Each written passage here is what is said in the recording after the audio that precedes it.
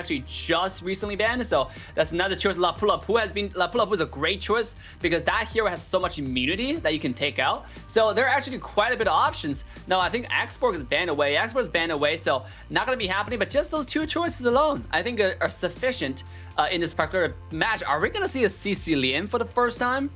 We have a Granger and Sicilian being taken out. I'm already in favor of Team Mo. Much more traditional to my understanding, to my what I can accept. But yeah, the Nocturnal Dragon with the very unorthodox picks. I like it. It's a little bit of a surprise for us. That's right. You know, dragons, they are creatures of their own. They don't go with the other meta, you know. In Pokemon, the Dragon Knight, he was a dragon type. He was the only one in the original 150 for anyone else who's a pathetic boomer out there. The dragons play by their own game. However, this very familiar ninja comes out yet again. Hey, Assassin Dave, you're a ninja. How does he stack up to you, my friend?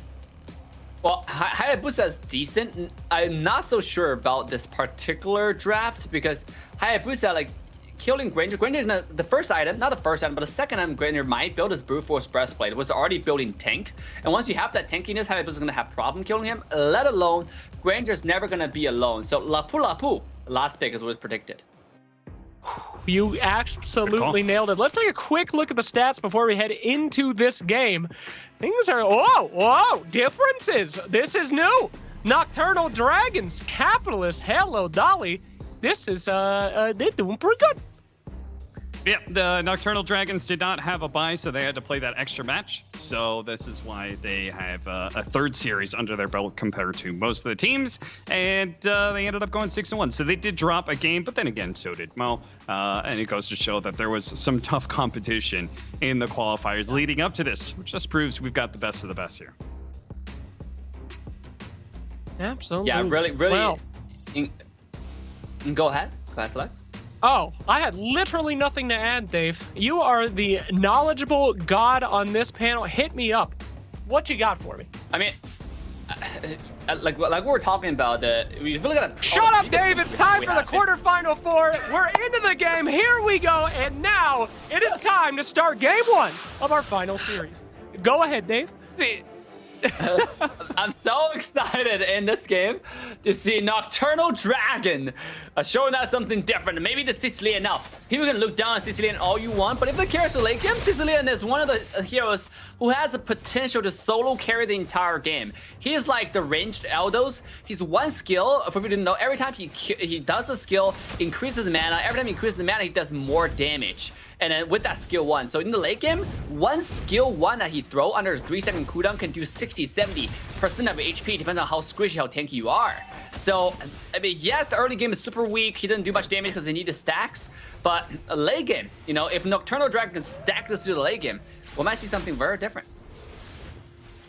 Yeah, and is that why we're seeing so much of Mo? Like, it feels like everyone's just sitting on this mid lane right now. We're not seeing invasions into the jungle or anything like that. It feels like they're really trying to pressure. I mean, Kufra's just sitting here, just holding basically HG's hand, trying to keep this. Oh, he's actually going to jump in here, turn that sticky ball. Okay, but there are a lot of people here, and Unbeatable is going to have to use that flicker to be able to get away. But Lilia stays on top of him. Hayabusa tries to go for a poke, but it was just a poke, and they read through that. They finish off the Kufra, and Hayabusa, yeah, actually had to be careful there below. If he had kept going, he might have died too.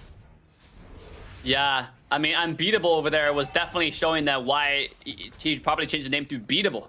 I mean, he jumped in all 1 versus 3 into the enemy jungle. That didn't turn out pan out to his favor. Like that's actually one of the biggest things on the tanks, to when to engage, when not to.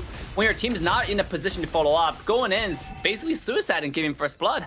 And sure enough, like Kassan was able to get him very low, and Granger's finished off with the ultimate. So that's Sunada. That was really good synergy from Team Mo. Already showing their dominance. Oh, Baby Madtap gets in trouble. Flicker back to the tower, but at the same time, Phobius is going to pursue. That demonic force wasn't quite enough damage, though, by itself. Sicilian trying to keep the distance here, keep those spells being casted out. The demonic force going out once again, but they're able to get the turtle. The Phobius does manage to get up at least that kill, though. Unbeatable, backing himself away. The Phobius does go down. Cassandra being tanked up below. He's almost got enough. And Hayabusa does manage to get the execution and the clean dash away. Oh, Dave, that was smooth. That was beautiful. That was actually one of the best Haya play I saw the whole day. I mean, obviously, provided we didn't really see much of a Haya, this is the first Haya jungle that we saw. Traditionally, we're seeing quite a bit of Haya. Recently, Hayabusa has been playing quite a bit of Silent as well. So, as a first Hayabusa jungle game, he's played pretty well. Despite the team was in the losing end, is able to find the flank and get a kill. But how much can that carry him? Because Granger is on a snowball right now, even though the kill doesn't reflect it, but it has been farming non-stop through the entire game. So, in fact, you know, just a little bit when we compare the items around like the second turtle timer, around like 4 minutes, that's where you're gonna really compare the difference. In fact, look at Granger, he just finished the Hunter Strike, so his power spike is already online, so gonna do insane amount of more extra damage with all those bullets. Just hoping that we're gonna see, when are we gonna see the Sicilian power spike coming online? Because he's still farming slowly but surely. Oh, here we go. He managed to get it. I'm not sure if he popped the Tyrant's Force there, but he at least gets the kill. Unbeatable, not able to get the last shot. Comes down for the Granger. One of those bullets has his name on it. They're going to try and chase the Alpha Wolf. Actually managing to get the kill. Whoo, Popol and Koopa, they're angry. And they got real mad and managed to bring down. Oh, they're getting a little too far forward there. Fortunately, Black Shoes resetting things pretty nicely there. It's Cassandra just diving in, just fearlessly, basically. They've already beaten through the shield of this mid tower, and the wolf is down. Uh-oh, Kufra. He's launched up. He pulled it back, and he was like, I'm not sure if I actually want to go in as the retreat comes down from Mo. They're going to chill for a bit. Yeah, so far, even though we see quite a bit of kills, but not major team fights, to be honest. The gold advantage is definitely shifting towards Mo. I'm surprised I'm actually surprised Nocturnal Dragon is not as weak as a lot of people may predict. They're pulling up a fight, they're getting quite a bit of kills. Cooper looking to engage one more time onto the Granger. If Hayabusa can find one of those kills on Granger, it might be quite a bit of gold. But again, there's still uphill battle for Nocturnal Dragon. If they win this, it's going to be an upset for underdog, and it's gonna be something really exciting to see. Unbeatable just get himself killed one more time. Yeah, he just jumped headlong in. He didn't have the bouncing ball ready to go. The demonic force chasing out Cassandra, but it's not going to be good enough. The claws come out from Ejitsi, but ultimately they're going to be able to back up. So Sicilian just hoping to be able to hold on to this mid tower, but with the turtle buff, Chris leading the charge here. And they'll be able to get it pretty easily. So it is going to be Mo taking this very early. Nice. Long jump in here for the Kufra. If you can get the Tyrant's range against the wall, it'd be nice. And they do manage to bring down, the Hayabusa just got turned around on. They do manage to get the nice kick back. Chow doing a great job kicking death into that tier 2 tower, but it still wasn't enough. The Lop was able to get out. I thought it was a kill. Look at it, Dave. Ooh, wins. What a play coming in, finding the flicker auto attack to get finally shut down the Grangers 3-1-3. Yeah, it was such an interesting turnaround. I thought Akufa had the very good engage with a skill 1 and ultimate combo. I thought Granger was dead, but ended up actually killing below when he just jumping in, getting below the black and white screen, and actually give Granger sufficient amount of HP to continue fighting. So that fight was a little bit it's more rocky than I thought it would be. Look at Chow right here. Flicker, that was good. Nice combination that he just used that little bit of dash to get away from the wolf, no problem. As, Barretts is now dying top lane. Big rotation coming out from the Nocturnal Dragons up to the top lane. They're going to leave the Hayabusa here, try and deal with this, but Lilia dropping those gloom bombs everywhere. A little bit hard to be able to clear out the mid lane when those are standing in your way. Looks like we could be just seeing a trade-off of the side lane towers, perhaps the turtle, as that's what Mo is really waiting on. Yeah, I mean, it's all everything played by the beat, and Mo is definitely on top of it. When a turtle spawn is 7 minutes, that's exactly when you want to take it down real quick, because turtle spawn every 2 minutes. But before that bottom lane, Chow's taking a beating right here. Yeah, it really is. He can head back to that unbeatable, just bouncing around as much as he can. Phobius just managed to get a good hit onto Death, and Death with the demonic force staying on top of the Hayabusa. They're going to be able to get it. The shurikens go out, and that's enough to get the kill. The demonic force once again now chasing Damien. Managed to get the vacuum pull back. Demonic force again. One more hit. He gets it. Managed to pick up the Pulpo and Koopa as well as the kill they had earlier. And now they're going to be able to go for that man tap. Oh, jeez. Barrett's that dinosaur. That's a toy dinosaur you were talking about before. That is a real dinosaur. He's getting ripped to shreds. The stuffed one. As looks like the turtle this time around is going to go to Nocturnal Dragons, leaving that one for their Hayabusa. Yeah, turning into fossils. That's what it is. The only Stone Age dinosaur right now in the tournament that we saw actually mainly come from chickens. You know, the chicken dinosaur was a Stone Age dinosaur. All the other dinosaurs are dinosaur wannabes. It seems like just going in, not so scary. And especially his dinosaur is currently 0-3-1. Cardo definitely put off a really good play right here. He's consistently able to dash around in the team fight. I think landed a beautiful skill too right here as well to pull the man back in to proc another ult. That definitely get him a lot of points over here to help the team put a lot of pressure, which helped them secure the turtle. And even the taunt towards the end, didn't see that one. Does the crying face a fake recall back as the Kufra launching himself in, bouncing himself back out if possible. Wolf sticking onto him, and boy, those shots from Chris really on point. The super bullets coming out to be able to finish off that Kufra and punishing him for daring to come in. Nice claws being able to grab Kufra, and that's going to allow Cardo to be able to jump in with the demonic force, but he just gets destroyed. Focused down as the rest of Nocturnal Dragons. They didn't seem like they were ready to go for that one. No, not at all. This is the thing about Phobius. If he cannot continue to dash around, he's going to be quite squishy. You know, like in that fight, he got a first jump off, and then everybody just stopped moving. It's one of those games you play when you're a kid to see who can stay still longer. That's exactly what just happened. You know, in this case, you don't have to stay still, you just have to stop jumping. And once that happens, you can see Popo Koopa with the lockdown, with the stun, and he just died instantaneously. And that's how they want to deal with his Cardo. You cannot keep on dashing like the last team fight to provide Cardo the 2 consecutive dashes plus his pull. So going forward, if Mo continue with this trend and not giving Cardo the chance to carry his team, this is going to be their game to win. Even though they lost the 7-minute turtle, but Lord is coming up in 9 minutes, just in 8 seconds. So can they secure this Lord to really push the high ground, open up the map right here? Dave, are you saying that Phobius is just playing a really big game of reverse freeze tag? Is that what you're trying to say? As Kufra? Yeah. Oh no, he walks into the trap, so he's going to be taking a bit more damage. Fortunately, the bouncing ball is back up, and that armor is well. He's just got so much defense at that point. And we're spread out. Yeah. Nobody's really gunning for the Lord. We still have our side laners. Nobody's like, we're not actually 5-banning around this Lord. We're still trying to deal with the side lanes. I see both Chow and Phobius dealing with that one, as Chow's going to have to jump away from Chris, who's got that double buff. Got to be careful of him. The Wolf does manage to grab Sicilian. Sicilian in trouble. Flickers back. Cassandra not quite good enough to be able to get that kill. They wanted to be able to bring down that mage, but no. Not gonna be enough, but below though, getting very low. Ooh. Uh-oh, I mean, they've already pushed back through the damage dealers, but the demonic force, he grabs him. Mantap says, no. You're not chasing after Cassandra any further. The demonic force would have been able to finish him off, but a good grab by our Barretts as he turns around, pushes them back. Nice use of the rockets there to be able to keep them out of this Lord range, and Mo has secured the first Lord of the game. Yeah, I mean, that's now the first Lord coming up. They're already sitting at 3,000 gold lead, which, again, to my surprise, not as big of difference as we expect this team to have at this point. But 3,000 gold is decent at 10 minutes. And then with the Lord, we're going to see this gold difference return here anywhere between 6,000 or so. That means you're going to have 2 big item differences to the favor of Team Mo. And that's going to be even more advantage. We're going to see at least all the Altar Towers being taken out. And Sicilian is not at the power spike yet. He already finished 2 core items, which is the Clock of Destiny and as well as the Lightning Tranche and Chow with a kick, but didn't follow up. Yeah, which is Chow. kind of questionable.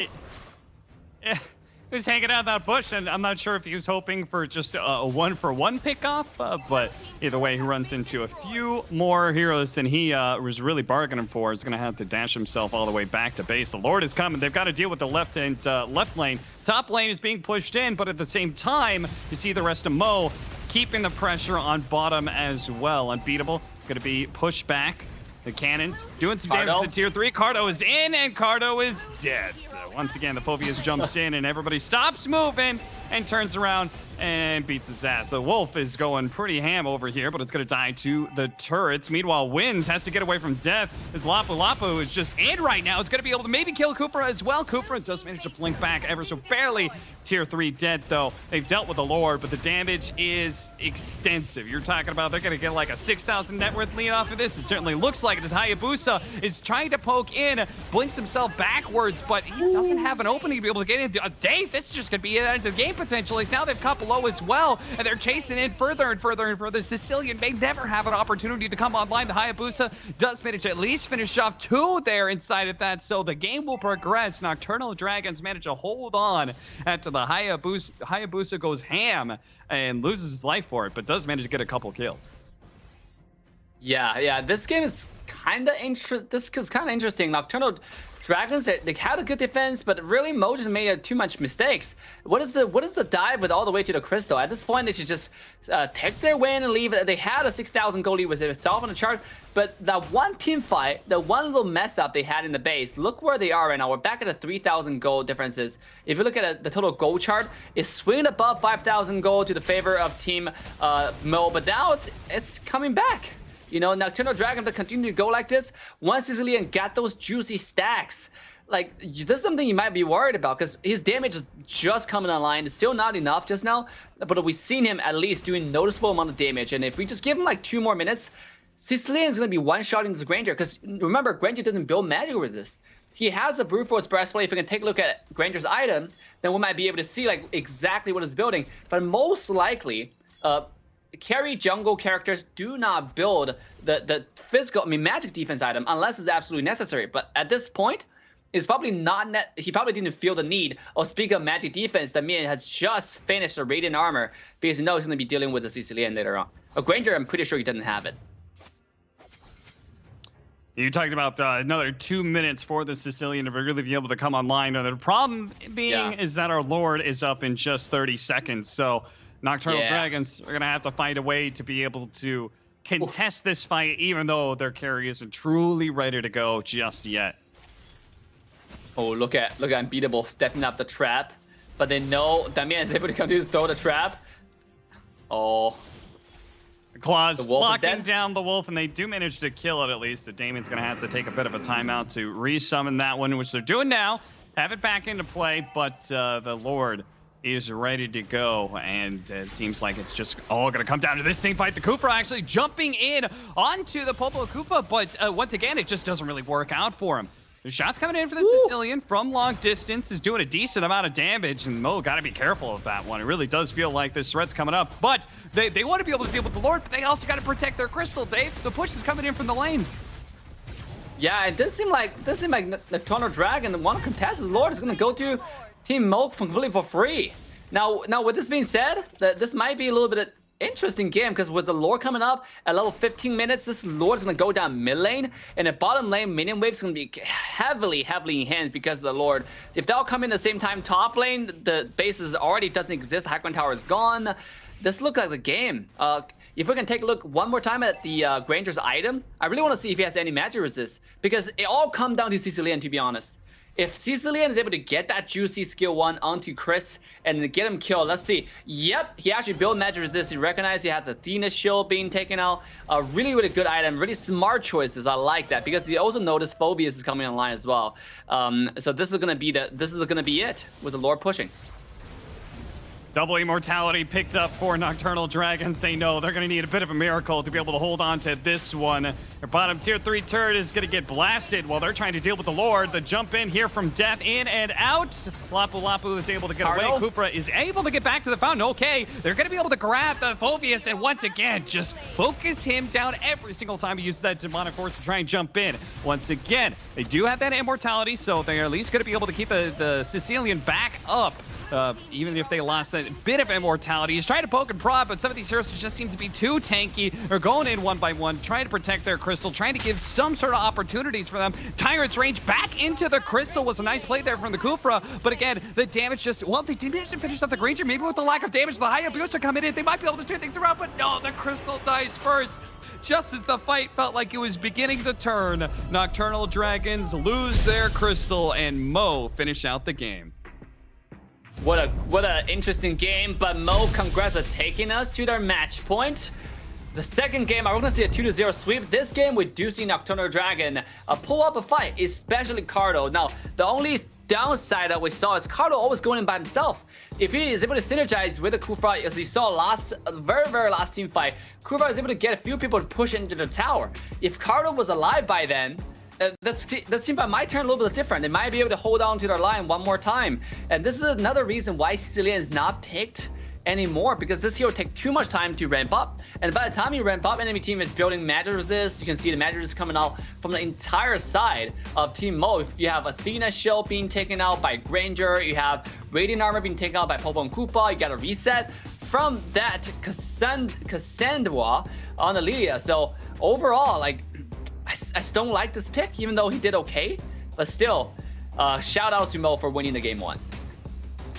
Absolutely. And Nocturnal Dragons, they put up a hell of a fight. That Hayabusa at the end, trying to save that game harder than Dave is trying to save these panels, as we are first place of these qualifiers, along with those sweet diamonds, 60,000 diamonds. And then everybody else, you know, they get diamonds too. Last place, you get some $7,500 diamonds. As you are, I don't think that's how expensive they are in real life. Sorry, I put that into dollars. These are, of course, currency diamonds. Okay, these are not real diamonds, guys, but you know, maybe they are digital real diamonds. Think about it. Anyway, we're into the draft here, my friends. Are we ever going? We're just not gonna see it unless we get a game 3. This poor Lunox will never get into a game. Very depressing. Yeah, absolutely. I feel bad for Lunox at this point. This has never come out. Same thing for Ling. Like, we're never gonna see it for one time. I mean, but this is the time when we contact the team captains to get them to pick Layla. Layla, yes, True. My girl. Where it at? You know, Layla's story, so dark, so dark. Her beautiful father trying to give her gifts. She's always rebelling, and then one day she goes and she gets in with the wrong crowd, the nefarious Laboratory 1718, and then her father has to take her place. It's a dark tale for that happy girl. I don't know why I'm talking about this. Dinosaurs band, that's pretty hype. Cap, do you like dinosaurs? You talk about this dark tale where a father sacrifices his life for his daughter. And hey, do you like dinosaurs, kids? What, do you like dinosaurs though? Unfortunately, the parts, you know, it was some pretty hype stuff. When he grabbed the Phobius every single fight, I thought that was pretty sick. Like, when he just jumps in with a demonic force and his allies are trying to get away, and he was like, nah. You're not going to keep chasing him. For me, that was one of the hypest plays of that game. Mm-hmm. Yeah, absolutely. Barat's, the thing about Barat's ultimate, Phobius ultimate, he's actually not completely untargetable. It's only for a short second when he's in the air. So if you don't provide like a consistent amount of dashes, he can always be like jumping up and down. And when you're jumping up and down, it doesn't actually interrupt Barat's ultimate. That's why every time you see Phobius jumping in, the first reaction Barat has is smash the ultimate button. He's able to land it every single ult correctly. And now we have Axborg and Esmeralda being banned away, and Paquito. Poor Perguido. One more, we haven't seen him out like one time at all. Also, well, you know, these guys are doing their research. They know who's good. I am surprised though that the Miss Esmeralda has survived so many ban phases, and after what we saw earlier in the day, she was so dominant, so insane, but kind of different strategies. You know, so a little bit more about shields. This more about, you know, murder, which I do prefer personally. So I like the fact that they banned Esmeralda on the side of Nocturnal Dragons, and Mo's like, okay, there's no Esmeralda, great, we're gonna take Matilda, and we're gonna be able to give everybody shields, and we won't have to worry about that getting stolen away. But then we're gonna see Alice and a little bit of Popo and Koopa. Yeah, I think we're gonna see some Phobius one more time, because now you have dashes from Alice coming out. This is actually quite a decent game to go Phobius, to be honest. Lapu being taken out. This is the game.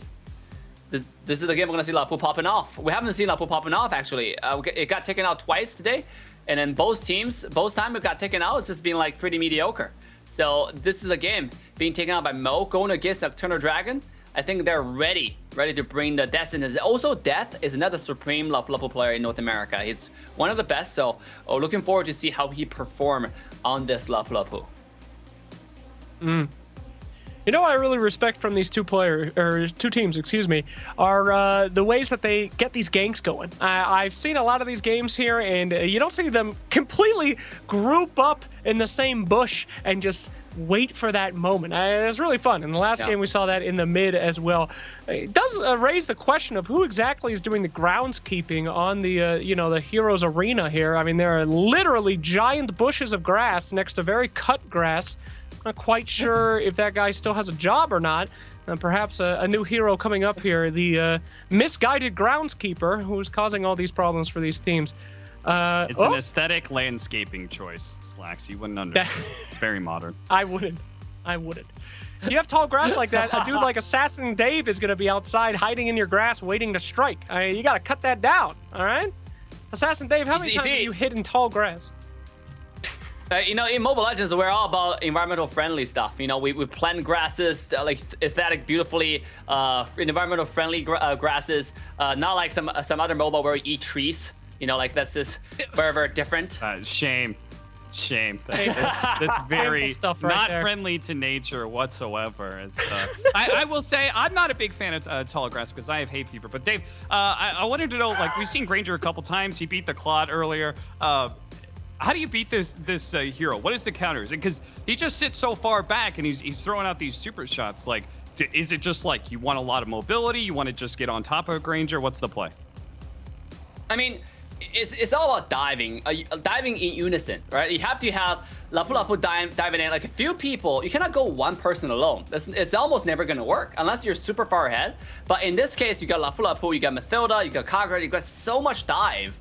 From just this 3 pick alone, and we still haven't got to our silent pick. We still haven't got to our jungle pick. So if those people just go in all at the same time, Granger's dead. You know, like you only need one person to engage first, especially Mathilda. Because think about it, Granger doesn't have any way to get away. He has some mobility, but he doesn't have Purify. He doesn't have anything to take away qual control. So if you have a stun that initiates or a lock-in ultimate, like Mathilda's ult, then he's nowhere to go, and he's lock him down and kill him. So that's usually how they do it, because it's Granger jungle. Now, as we predicted, Phoveus is out with all these jungle choices being banned. Yi Sun-shin, Roger, Chao, and Lilia. Could have missed that, Roger. Roger. So what's the next most mobile jungler that's left at this point, then, for Mo to be able to pick up? There's still Lancelot, right? Is Hayabusa still on the table? Yeah. You know what? Saber could have been a decent choice, to be honest. Hayabusa, you're absolutely right. That's also another option. Ling is banned away. So there are actually quite a bit of options, I would say. Like Saber, Hayabusa. Saber can be really good against Granger, especially if they're going for like a full-on dive pick. Traditionally, I would expect the Hayabusa. Yeah, there we go. I just saw the pick coming out, and Ruby. So right now they really have a full-on dive comp. Like no one needs protection. Everyone has a self escape mechanism. Like Hayabusa have a lot of shadows, like you said. Kagura, same thing, a lot of mobility. Every single person has survivability and mobility, so they do not need peel. It's a full-on dive comp onto this Granger. No, not him. Not that one. No, please. At the beginning of the day today, talked about how I'm 30 as Cyclops. How do you there's one hero that is not in this game, and it's Cyclops? Why is this happening? What, Dave? Any explanation? This is not cool. This is literally an insult for no reason here. Why am I seeing this? There is one legitimate reason, Slacks, that you have to know. We're actually partnered with Star Wars. We have a Cyclops skin with Master Yoda. So I mean, if they actually take off, I'm sold. Shut up, Dave. I'm good. I'm sold. Yoda, baby. I didn't know that. Bring him out here. No, but continue, Dave. It's true. I mean, and also Cyclops, if he gets the snowball, he has one of the most insane burst damage in the entire game. It's actually very underrated. So he doesn't need a farm. Now, can he get that farm? That's a problem with a full-on dive comp.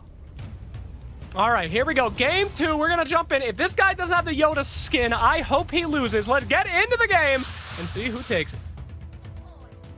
All right, well, I'm not seeing a Yoda on my screen here, Dave, so we certainly know where Slacks is bread is buttered in this regard. But, all right, so give me some ideas here. They picked this hero, which is really good at being able to burst down, but, hold up. Cassandra, a little bit of gank here, Popo Koopa, never mind. I saw 2 units. Damn it, Popo and Koopa. I thought that was a 3-man gank, but no, it was just her and her wolf. I was disappointed too. He picked the Saber skin, so there's a different squad, different series of skins in the game, and he went with another skin that he probably liked better. I like the Yoda skin over any other skins in the game. I cannot believe that's actually so cringe that he didn't take the Yoda skin. I'm disappointed. True. Very cringe. Yeah. Very cringe indeed, Dave. But okay, so why did they pick Cyclops? You said like heavy burst damage, but it's against a dive comp, right? So he's gonna have a bit of a problem of people just getting on top of him nonstop, right? Yeah, and also if you notice, unbeatable with the Kufra with the support last game. Oh, before that, looks like Mantap won't be able to get away. Yeah, nice heal, nice save from Damien. But this is interesting. Unbeatable was the support player for Nocturnal Dragon last game. They switch positions. Now he's playing mid. He's playing mages. He's playing the Cyclops. Maybe he's a Supreme Cyclops. I'm not aware of the Supreme list in North America. Still, that's an interesting choice. Not to go on the Yoda skin. We saw the Hayabusa One more time. throw out the ultimate there, did a bit of damage, wins. It's actually going to be low enough that Lapu Lapu is able to finish him off. Death in, and with the help of the Matilda, they're going to give him the extra shields to be able to get out as well.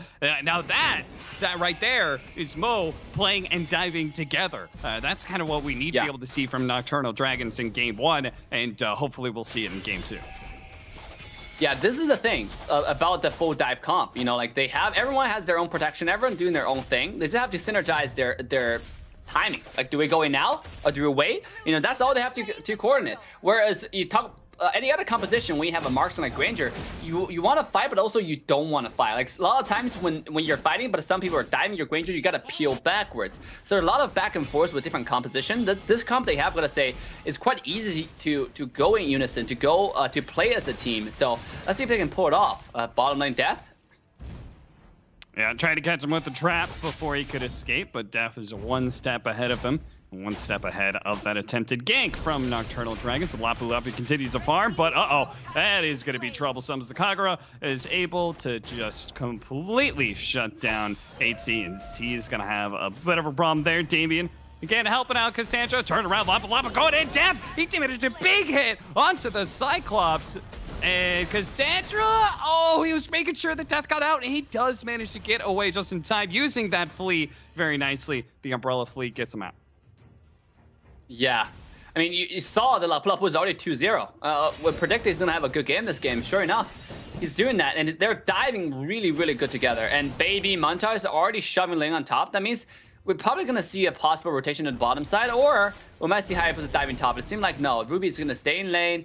That wave cutting didn't actually pan out to much of a benefit. Bottom lane, Lapu 1 versus 3. And 1 versus 3 underneath the turret here is going to receive the shield and the jump away thanks to Matilda. And they'll try and deal with that dog in turn. Damien gets a little bit too far forward, not expecting everybody to hang it out in the bush. But Phobius, what? He managed to jump away thanks to his ultimate. The Wisp run around, gets the shield as well.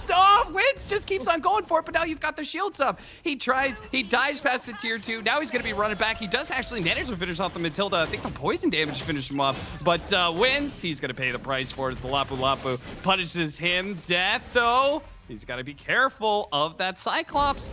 Damage is still there. Chris jumping away. Here comes below. Here comes the Granger. He's got the shots to be able to knock down the Hayabusa right next to the Turtle, too. A big win for Nocturnal Dragons there. Yeah, Nocturnal Dragon popping off. You know, like, interesting. I mean, let's say popping off is not also quite interesting. Wins just dive a little bit too deep. Just let it go. Sometimes you gotta let it go. My mom always told me, you know, in a relationship, one of the harder things to learn is let it go sometimes. You know, like it's like holding a hand of sand. You gotta the tighter you hold it, the more it slides off. So you just gotta take it easy. You know, that's exactly what happened to the Wins over there. She's the one that gets away. You know, you can't get over it. Yeah. She gets away. She flies away like an eagle, literally the circling eagle. Oh, what a grab! Granger immediately dead. Kagura trying to do what damage she can with that umbrella. as, damn, Cassandra. That was a great ultimate from her. Yeah, baby Manta coming in also with the hook flicker combo. That's something that that's what I was expecting from a Ruby play. The game that we saw BDK Chicken play on Ruby, you wouldn't see much of it because there actually not too much action on the Chicken side. It was mainly just Cardi stealing the show. But this game particularly, Ruby is, before that, Hayabusa got taken out already. Yeah, the Granger managed to find the Hayabusa kill again, and then Mantap did. Ruby, she did what she can in these team fights, but that wasn't a team fight. That was just a slaughter, a 1-by-1 slaughter. They lost their jungler, and then immediately Ruby gets caught in the mix of it as well. Nocturnal Dragons, I mean, they're just full steam ahead, it looks like right now. I mean, we're talking about this dive comp and like Mo being able to get on top of these heroes pretty quickly, but it feels like Nocturnal Dragons are the ones just 5-manning and just like running at you nonstop. Yeah.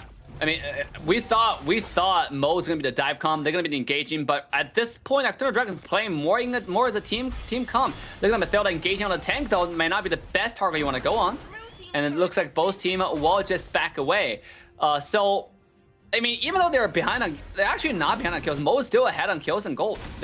It seems like they're kind of, behind on they're on their toes, but look at it around the map right now. They're even on gold and still ahead on kills, and they're ahead on towers. Now they're even on towers. And that's why it's important to get these objectives with the kills, right? And that's what they're able to do here by being able to kill not only the Cyclops kill, getting the turret, but now they're also going to be able to get the Cryo Turtle as well, unless Damien can put a stop to that one, as he's just kind of poking in, circling around. Good wisp damage for the Hayabusa, jumping in, does manage to get the Popol first, and Shadow Word kill. That is enough to be able to get on top of the Cyclops as well. Bounces on top of him, chases away the Granger, not quite able to get that kill. He's going to jump to his Phantom, is possible. Meanwhile, Matilda getting the extra shields to be able to try and help out. But look at that, Hayabusa was able to chase down and get the kill onto the Granger. A triple kill for him as he did not let that one go, and now he's here for the cleanup crew. Gonna be able to catch the Phobius as well. What a turn. Mo, the Hayabusa, Chris just went in and demolished Nocturnal Dragons. Absolutely, triple kill, and look, he's looking for more. Look at this replay right here. He picked up Granger in the end also with the dashes, so he got 4 kills in one team fight. Went from 0-2 to 0-4, almost. 0-2 to 4-2 instantaneously. But I gotta say the snipe from Phobius is pretty sweet though. Ended up getting a Ruby in the end. 10-6 Nocturnal Dragons. We're getting the momentum going, but now that's been stifled a little bit after kind of an awkward team fight for them. They're still down 2,000 net worth compared to Mo, and they're still playing a general, like, constant ball, it feels like, 4 or 5 man, and that ball might just be able to sweep up and catch death here as the trap laid out is going to be able to catch him. He read Lapu Lapu's lead perfectly, but the rest of the team wasn't really able to follow up because the Matilda is cutting in from the side. Same goes with the rest of Mo, and Nocturnal Dragon's going to respect that and start backing away. Cardo, got to be careful. It's the recall right in front of Chris. Chris is not going to let that one go so easily. And Cardo now able to get back to safety, no problem. They're going to just invade jungle, take the Serpent if possible. Ooh, it seemed like the game Hayabusa went in, and once again, Win's taken very low, but he's still going to live. So it seemed like Nocturnal Dragon was able to capitalize on some mistakes that, before that, Death going in one more time. Yeah, he really does. Bravest Warrior goes in, challenges him to a fight, and does manage to get the kill onto the Phobius. But meanwhile, coming in from behind, Ruby tries to catch some heroes with the Blood Ode. Does manage to at least pull in. Mantap is actually going to jump to that orb, get on top of Cassandra. But again, that Kagura is so hard to be able to lock down with all of those umbrella options. They're going to back up, and they've got an objective to do. That is going to be the Lord.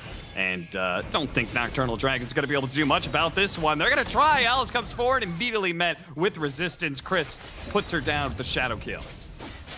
Yeah, I think he forgot that they have a Hayabusa. When Hayabusa is there and already at 4-2, before you go over there, you need to remember, this Haya's farmed. You know, if we can take a look at the items, this guy's level 13 right now compared to Granger level 11. Just the experience front, he's already 2 levels ahead. I'm pretty sure on item-wise, this guy's going to be like, I don't know, let's take a look. With War Axe, Endless Battle, Hunter Strike, he has 3 items going for number 4.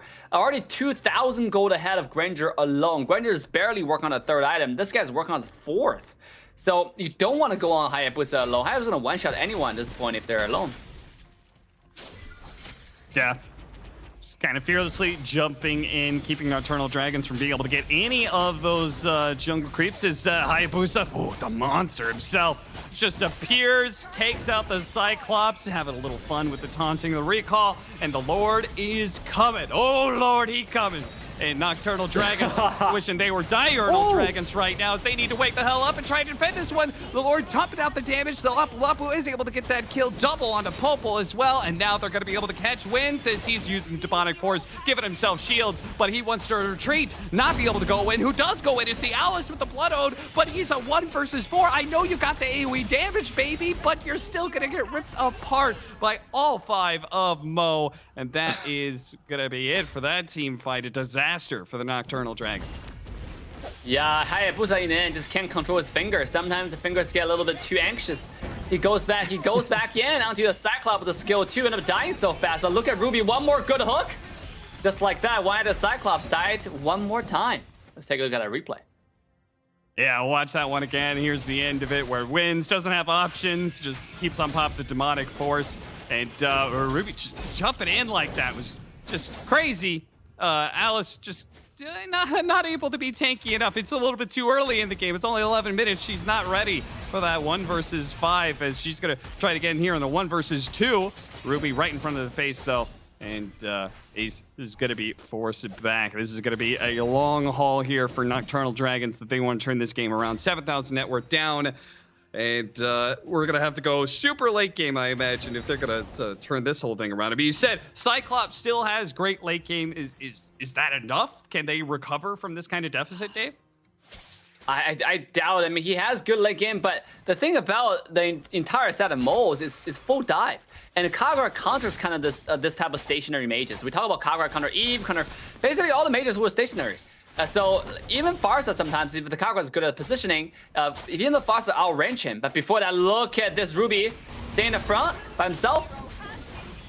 Throw the sights around, but it's not good enough. Phobius does manage to bring him down. Death is going in. Big AoE stun coming out from him and trying to jump back. The Wolf poking at him. And Demonic Force, not quite good enough, and wins this time around. He's going to give it up. He says, okay, you're the one that does get away, and I'm not going to keep chasing. 18-8 now. Ooh, 7,000 gold lead. Back to the Cyclops. This is why this character is not played, because the damage is good, but not good enough. You know, not good enough to justify. Like, Natan can be justified sometimes because damage is good enough. You know, especially with jungler, like you can protect, you can peel. With Cyclops and Granger, there are too many targets their team need to protect. You gotta figure out one target. Like with a backline peel composition with Granger, with Marksman, you notice from BDK, they have a lot of center of attention is always gonna be Zane. The silent is gonna be handled themselves. In fact, the silence of the stars, they're carrying the game. You know, and Zane just put the cherry on top, finish up the game, do what you need to do, get those farms. And look at this game. You got a Granger, you got a Cyclops. Like who does the team help? You know, there's so many people who needs help, so many people who doesn't have the mobility, he can't get one-shotted. So it's just a really awkward composition, and then I think they're paying the price for it. Yeah, they certainly are, and they're about to pay the ultimate price, potentially getting 2-0 and knocked out of the qualifiers here for North America with one more Lord push, but they're going to try and contest. Nocturnal Dragons chasing. Alice wants to be able to get on top of something here, but the mid-tilde, you can see, they can only really poke. Hayabusa finds his opportunity, starts going for Cardo, does immediately get interrupted. Death is going to follow up that one with a big jump, does manage to get that brave hit onto Cardo, and Cardo's still somehow alive, and it's Death who's going to fall instead as he jumps in a little bit too deep on the same side, though. It's a disaster for Ace. The Demonic Force is going to be chasing after here. Stick on top of that Hayabusa, but he's going to jump back over to the Mantap, who immediately flashes after the Demonic Force is used to be able to get away. The Flicker keeps Ruby alive. Not a terrible fight, I feel like, for Nocturnal Dragons, considering how far behind they are. A 1-for-1 trade-off. They're capitalizing on the mistake Death is making. We have seen Death continuously going 1 versus 5. I mean, we understand Lapu has the potential, but that's understanding that you're going in from the side, like, because your team is already taking the attention, distracting the enemy team. That's when you go in, like flank from behind. But right now, we see Death just keep on going in 1 versus 5 over and over again. We've seen that twice in a row, and both sides, he just died instantaneously. Not instantaneously, he stand there like a brave warrior for quite a bit, but still in the end, end up dying. Kagura with the ultimate. Not gonna do much in the end. Catching those. Yeah. just kind of making sure that Damien is able to get out on that Matilda, and our contest over the Lord still happening here as most of Nocturnal Dragons are kind of holding this bottom lane. We see a slight push here at top, trying to deal with Ruby. Ruby's not careful. There's actually both the Granger and the Alice up here. Lord under contest right now. Cardo got to be calling for reinforcements here soon. They can't afford to give this Lord up. Death going in, trying to zone everybody out. Alice is already in though. Look at Alice.